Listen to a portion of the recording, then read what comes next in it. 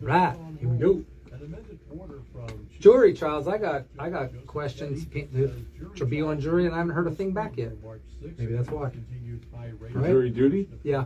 It's all in suspension, isn't it? Because of COVID, I bet. Well, of course it is. Everything's suspended except buying homes. Selling homes is not. Going skiing's not suspended yet. Better not be. All right. Contact their local circuit courts.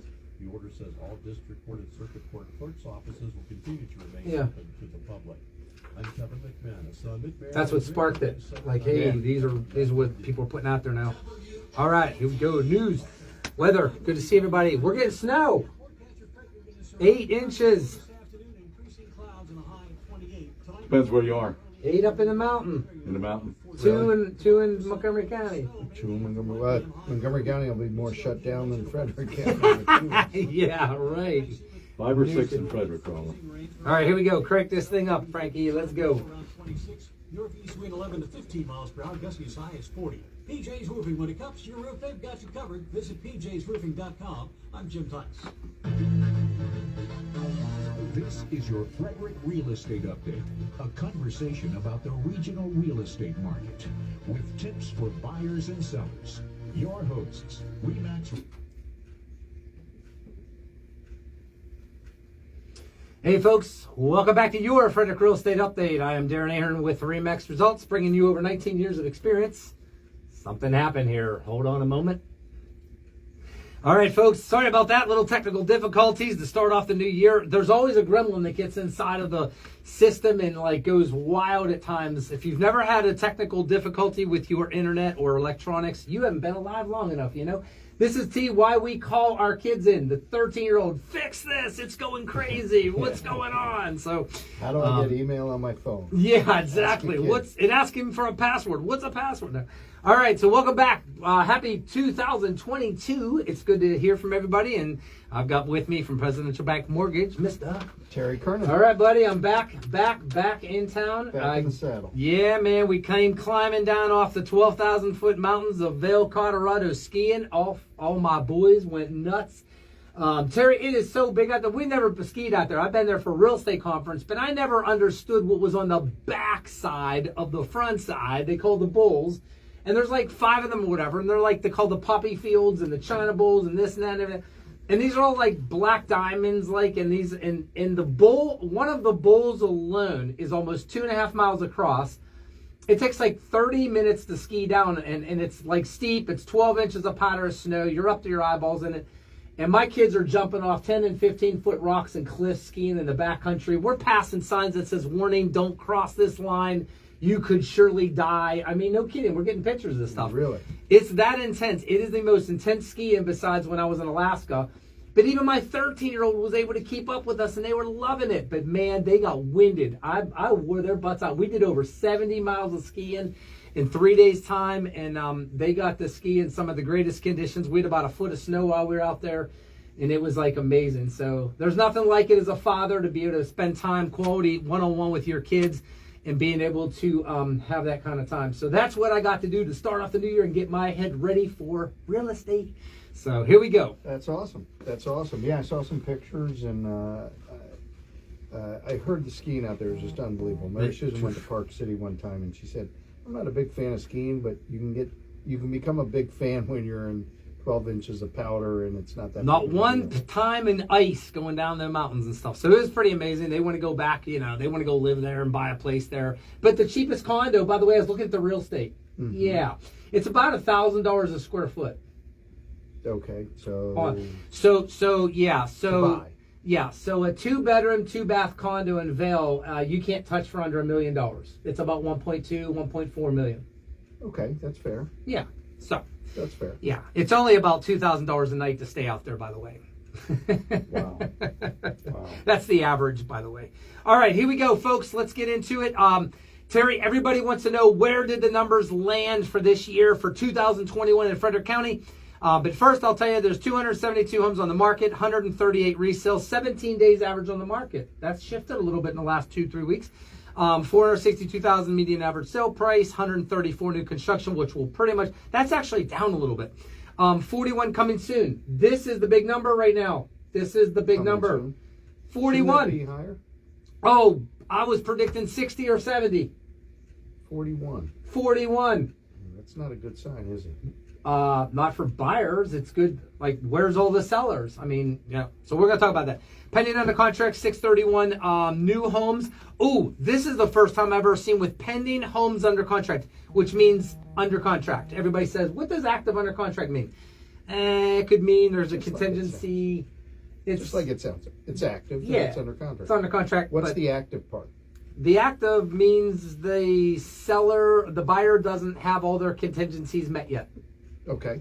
Now, the big one, of course, is the house to sell contingency, which almost I don't know a lot of sellers are going to take that, and they'll take a house to settle, but maybe not the house to sell. But I did get one a week and a half ago is in Myersville, $1.15 million home. Okay. And yes, they were the sellers were willing to take a house to sell contingency because it's over $1 million, and not a whole bunch of people are short. And by the way, it's a cash deal. So not a lot of people are just walking in with like a Merrill Lynch account. There's $100 million in cash. Let's settle tomorrow. We don't know how to know them to sell contingency. That's not real normal overall. No, it doesn't sound like Right. Financing or not, doesn't matter. So here's the thing we're seeing though is we've not seen this, I don't think. New home construction is 383 pending under contract. Okay. In 248 resales. There are more brand new builds under contract than existing resale homes. Almost double. Yeah, That's incredible. That's what I'm saying. Like, I've never seen the numbers like this is like, wow. Okay. It just means there's no inventory out there. Sold in the last 30 days. Ooh, this has really come down like we thought because remember, there's a backlog, a month or two. 410 homes have sold in the last 30 days, 21 days average time on the market. So, to end up the year, 99.9% average list to sell price, which means that's pretty darn impressive considering the average is usually about 97, 97.6, 97.5. So still very, very strong. It's good. Good year for sellers. Yes, it has been. So here's the numbers real quick for the whole year end. I want to run through this. And Terry, as I told you, my contacts are acting up with lighting. This is the big thing people want to know is where did the plane land for 2021 in Frederick County? It's real quick. Yeah, there's my eyes that will mess up. 14.21% was the appreciation over. That's over 1% a month. 14.21. 14 days average time on the market. That is insanity. And 99.4% loan like list to sale price, which is amazing. And here's the big number, Terry. Holy cow! Look how many sales there were. What 6,217 sales versus last year 2020 was 5,386. Here's the kicker. Over 4,400 homes sold within 10 days, which means 67% of all homes sold within 10 days. 2/3 of every home that got listed for sale sold within 10 days. That is off the charts so far you can't even fathom it, because I would predict maybe a third of the market, 35% of homes go under contract within 10 days, not 67. So what kind of message is this being sent to people that are in the house, like that have been preparing, getting geared up since last fall, kind of getting ready for the spring market? What kind of message are those numbers sending? That it's going to continue? It does, based on what we've seen as a trend, but then we get this neat article that came out yesterday we're going to talk about what is being predicted. So, yeah, it's definitely, yeah, it's just definitely the mindset is, hey, things are still, the market's, fastened. Yeah, keep it fastened. It hasn't changed enough to see any signs of anything, but yet it's nobody knows. Nobody knows the future. And so what you're saying is you told us the old numbers from last year, and then you're telling us the new numbers that are happening right now. So what I'm deriving from it is, if you have not sold your house, you have not missed the boat. Oh, absolutely. There's no doubt about it. Yep. Okay. Yep. Okay. Yeah. There's no doubt. We will let you know when the boat really did leave, and as far as the market shifting, and you're going to be lucky to get your asking price. I mean, like, forget about multiple offers, forget about escalation clauses, forget about as is. We're going to let everybody know in real time, and that's why we love our listeners, because this kind of questions people are getting, and we're going to talk about today. is based on a lot of that. Let's talk about your neck of the woods, Montgomery County, for all of our friends down in Montgomery County. Go, baby. Your horse did not beat Frederick County this year. That's amazing. You didn't win. Your appreciation was 9.95. Not bad. Almost I'll take 10%. that. You'll take it. I'll take that. Average days on market was 18. Oh, just one more day more than Frederick County. Yeah. So in a lot of respects, but that's a lot of growth, a lot of good volume. Numbers are up.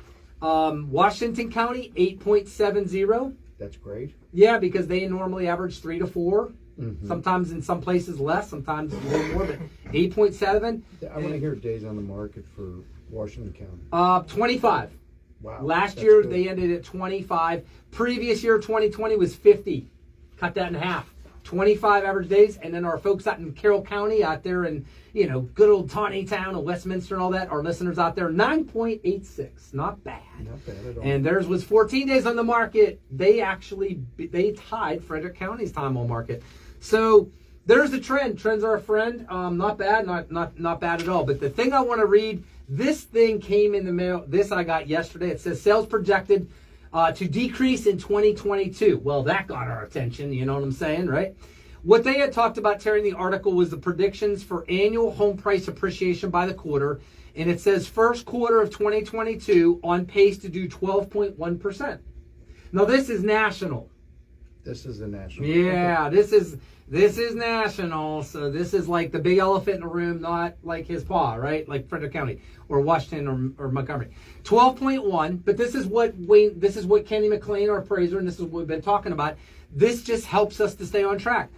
12.1 pace, but then it says in the second quarter of 2022, it's going to slow to 6.8%. That's in half. What did we predict in here a month or two ago with Kenny McLean as our appraiser? He's going to be cut in half. Cut in half. This is what they're putting out there. And so this for the sellers. There's two thoughts to this. For the seller, don't expect your home to keep going up this next year in value at 12, 13, 14%. It's going to get back to 5 and 6. Here's what buyers need to know about that number. You're still going to pay more in a month or two for a house than you would today. Just not as much. Just not. It's just not going as far as much. Yeah. So the easiest way to explain it is coming out of the gate in the first quarter, we're going to still have that increase in demand and low supply. Yep. So the prices are going to continue to go up. When things shift, the demand, I believe, is going to lessen the higher the rates go. Yep. And we're going to talk about that, but the higher the rates go. So second quarter, third quarter, fourth quarter, that's what you're talking about, that's where the shift is going to be to only about half the appreciation that we're experiencing now. Yep. No doubt about it. That's what's going to making sure trigger I it. understand Yeah, you're on. You know what's going on. And that's what the first question I want to ask. But, hey, we want to open up our phone lines this year to all of our callers and listeners out there, 301-694-9363. You can text in a question. Terry and I will answer it. Our producer will get it. Or you can call in and we'll grab it real quick. And we will be more than willing. Terry, that's the cool thing about love of our show is all year long we get tons of people asking lots of questions. This is all the content we're sharing with you. It's coming from you guys as our listeners. And we want to thank the thousands of people out there and all those on Facebook and everything else. So, all right, Terry, buyers' expectations for the spring market. What are we going to expect and sellers and all that? What do you see coming as the biggest changes for loans for 2022? Besides interest rates going up. What do you see going on? Everything. So basically what I see is there's going to be a loosening of guidelines in order to buy a house. And the question is, why would you do that? Let's be very clear here. The government has always and will always want people to buy homes over renting, okay? So when rates go up, you're going to lose some buying power. That's natural. The demand is going to go down. So I feel that there's going to be some lightening of guidelines that will basically allow buyers to still continue to purchase, to basically still be interested in purchasing and still be able to work towards home ownership. The government doesn't want us to not own a home. Everything shows education is better, crime is better, every category there is better, Healthier, yeah. healthier when you own a home. No doubt. So that's why the government's going to push, and I think that we're going to see some lightening of guidelines. So you say where's the lightning going to be? The first area I think is they're going to allow credit scores to not be in the 640, 620 range. I think they're going to take a look at lightening up where a loan is approvable based on credit score. The second thing that I think is that there's going to be more down payment assistance programs. Presidential Bank, we came out with a CRA down payment assistance program that is new for this year. It's a sign of exactly what I'm talking about, is we're taking a look at certain areas that will meet our CRA, our Community Reinvestment Act, and we're giving $5,000 at the settlement table to buyers that are buying in these census tracts, okay? Yep. Where are the census tracts? We've got 4 in Frederick, we've got a ton in Montgomery County, and most of Prince George's County, okay? So what you're seeing is people are giving more down payment assistance. On the one that we're giving, you could be buying a house in my neighborhood, and you could make a 200 grand a year, 300 grand a year. You could have all the money in the world, but if you buy in a census tract that we have deemed a community reinvestment area, then what we're going to do is we're going to give you $5,000 at the settlement table to put towards your closing costs. Not down payment, we can't do that, but we can give you a lender credit of $5,000. Yeah. It's not built into the rate. Presidential has put it into a pool of money, and we draw off of that pool. It's a great program, $5,000. So what you're seeing is that as rates go up and the buying power diminishes, you're going to see more things that will entice buyers to come out, and so we're going to see a gradual change. Every year we get farther from the crash of 2008, Yep. you see a slight lift of the restrictions that were put in place in 2009. Oh yeah, no doubt. 2010, 2011. It was very, very hard to get a loan. I believe that they've got to lighten up on the self-employed borrowers. Oh yeah. Okay? I believe Yeah. that has to happen here in 2022. Okay, we've talked about the self-employed. The self-employed are not being destroyed as much as they were when the pandemic first hit. Okay, most self-employed people are back in the saddle. Okay, why should we still punish them for their income when there was no income in 2019 or 2020? So I think self-employed's the other area. So yes, exactly right. As rates go up, as diminishing buying power happens, you're going to see a lightening of the current environment that we have to underwrite a loan, and that is my opinion. All right, so credit scores, you said about 620. Everybody wants to know, well, what credit score do I have to qualify for a loan? Obviously, there's a lot of factors, as you have said, that people need to understand, and that's why they need to talk to you. Do you think we're going to see people in the 580, 60 credit score range getting loans come up this year? So let me be very clear. FHA will go down to a 580 credit score. Okay. Yeah. They will go down. The question is, FHA will approve it, but who wants that loan in their portfolio? Very, very, very few people. Yeah. So at Presidential, we'll go down as far as 600 in certain cases, but we use 620 as a benchmark. Okay. It's been shown through however many years you want to look back, if somebody has low credit scores, the chance of them going to foreclosure is much, much higher than somebody with great credit scores. It's just common sense. So FHA says we'll buy a loan down to 580, but it doesn't mean that people want to put that and back that loan and put it in their portfolio, because the chance is a higher risk loan. So what happens at a 580 credit score? There are very, very few people out there that want to do that loan as an investment or as a mortgage company. Very few people that want to do the loan as a mortgage company, and the ones that are out there, the chance of the loan going to settlement is usually slim, because there's just a lot that gets involved, and it's usually not a healthy situation when you're taking a look at a buyer's market. Nobody wants to do a loan or C Yeah. alone at 580. All right, let's talk about real quick. Obviously, the 20% down conventional, no mortgage insurance. We're seeing programs coming out now saying, oh, you only have to put down 10% with no mortgage insurance. I don't know if the interest rates are higher or not, or how that'll work, but we're starting to see the creativity. We're starting to see with investments, you don't have to put down 20% for an investment or a second home. You only have to put down 15% now, but you need to have credit for this, and then you got to do this. So what are the changes? What are the laxing of the guidelines? How do you are you seeing a lot more of that now starting to crop up from all the different angles of more creativity, if you will?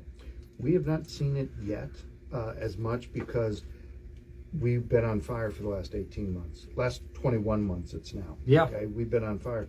We have not needed, as an industry, we have not needed to introduce exceptionally lenient programs because we've had more business than we can handle. Yeah. So why try to create more business when you have all the business you can handle? It's like a store saying, why should we have a sale when there's nothing on the racks and everybody's buying our products in 3 minutes? Exactly. Yeah, like Exactly. Amazon.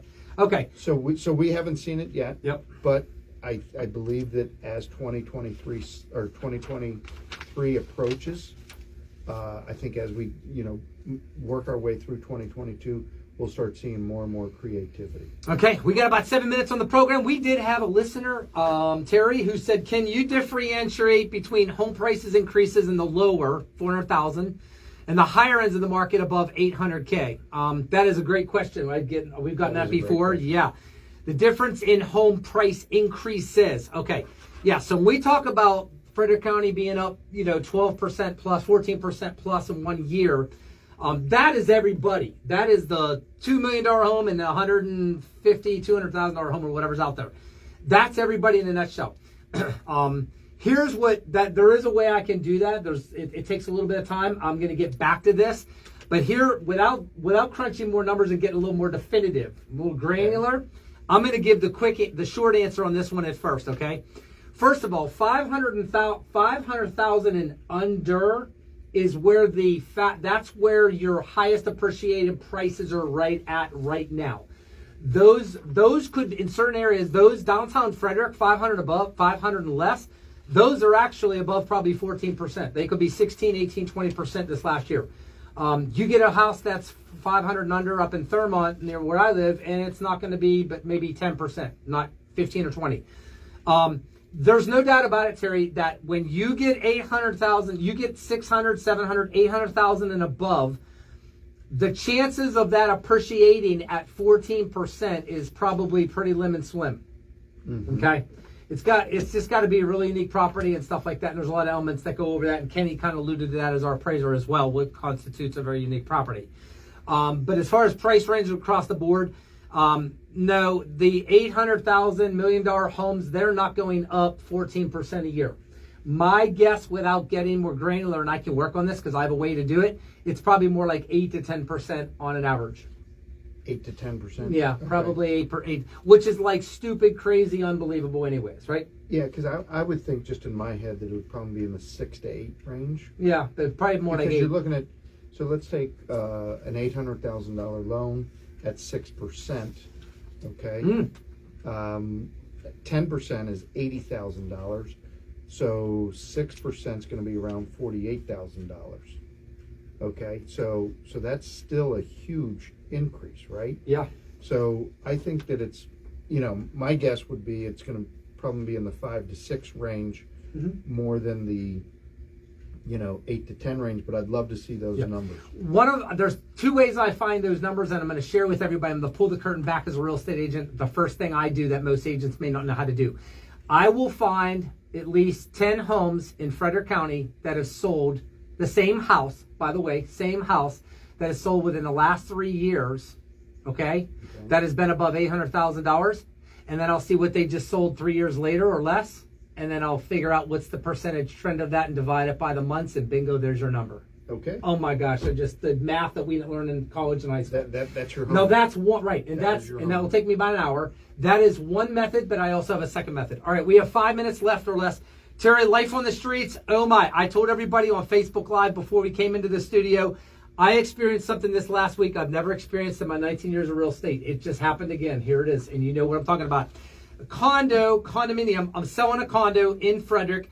2 days before settlement, the underwriter came back and said, oh, there was a special assessment. Oh, yeah, well, yeah. It got paid. We produced the receipt. It's been paid. It's not outstanding. Oh, then they came back and said, we want the management company to produce a list of all the repairs that are going to be made with that money. They don't have it. They just collected it. They put it in a rainy day general fund. And guess what happened to the buyer's loan? I'm the listing agent on this condo, right? Yeah. Yeah. Okay. All right. Thank God my seller doesn't need to sell this to buy something else or nothing else. It was just an investment. Here's the bottom line. The buyer's loan got denied. They're getting a new lender now because the underwriter would not give a variance and not accept the fact that the management company cannot produce something they don't have that you're declaring as a condition that you demand. So I'm going to explain real quick, and I don't talk very fast, but I'm going to explain as quick as I can. What Darren's talking about is the special assessment. So if you own a condo, you have a condo fee. And that condo fee is, let's say, $300 a month, and that covers the common area. When you own a condo, you own walls in, okay? Yep, that's right. The condo association takes care of everything else. So basically, when you have a special assessment, that means that your condo association, the funds that they have available is not enough to cover the costs that have to be done. So they deferred maintenance, all that. Deferred maintenance. So they'll do a special assessment. Now, Darren, the amazing thing about this whole story is not that the underwriter denied the loan and that she was fighting, but the fact that how much was this special assessment per unit? The lowest I've ever seen in condo ownership and doing that real estate 19 years, it was $200, Your Honor. So between all the units, it's $7,200 that came in, and the underwriter's demanding, we want to see proof where this money is going to be spent, where the projects that are approved, and the board doesn't have that yet. They just approved the $200 special assessment per owner, and that was the end of the story, and they would not accept that as an answer. We put it on letterhead and everything, sent it over. Boom, loan denied. So now so what I did is now that I worked with the other agent, and the other agent has another lender that's not a stipulation. In fact, they said our underwriter doesn't care about the special assessment. We want to just get this loan qualified based on this buyer, and we're done. So guess what? It's going to happen, but it's going to take like 2 weeks. That's amazing. So Darren's telling me that story this morning. We're chatting, figuring out the show. Darren's telling me this story, and I just kind of chuckled. And I said, $200 a unit. I said, down in Ocean City, I've got a Make sure friend. everybody's, hold on, Yeah. before you say the amount. All of our listeners, make sure your car is stopped. Make sure you're sitting down, your seatbelt is on, because what Terry's about ready to tell you, I fell off my seat, okay? So if I fell off my seat, this is why I don't own a condo, and I never probably would because of this maybe. I don't know. Tell everybody what happened in Ocean City with the condo. So there's a condo in Ocean City. I have a friend that has a place there. Was talking to him. Everything's good. And he said, yeah, we're getting nailed with a special assessment.